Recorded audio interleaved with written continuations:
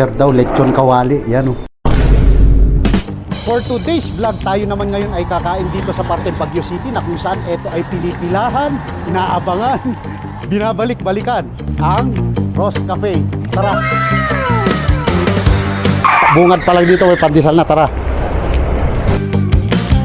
Dami nang kumakain, guys. Tayo, tingin tayo ng uupuan natin.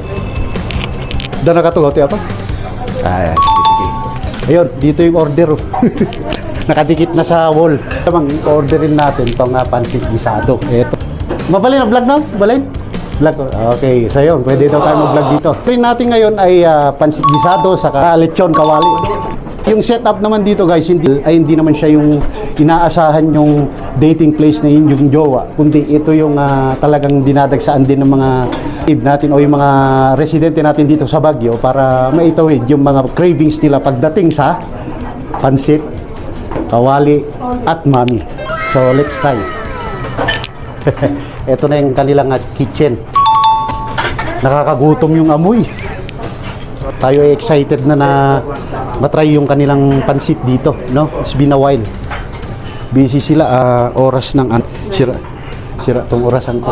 So 9:30 na, guys. Dami nang kumakain dito. Hop, adaan. Yan, tamang hintay. Pwede mag-order dito, te. Okay. Pansit gisado, tapos yan, lechon kawali, tapos mami. Tapos may rice kayo? Ayun. Lahat. isa lang te. Karating natin, meron na naka-ready dito na sausawan. So habang naghihintay tayo, gawa na tayo ng ating indestructible na sausawan. Ayan. Amin sa sa Cagayan, sila naglalagay na ng ganito, yung mga sausawan, rekta na. Ganito na lang papatak mo. Pakita natin ang kanilang daw, lechon kawali. Yan oh. Wow. Ayun na yung gisado. Oh, wow. Ito na yung gisado nila, guys. Ayan. Sa halagang 125 pesos.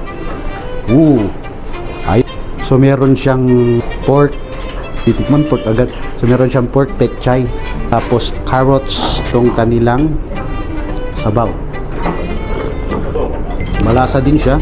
Pork flavor. Ang kanila namang lechon kawali. Yan, makakal-kapal. Okay, so tikman natin.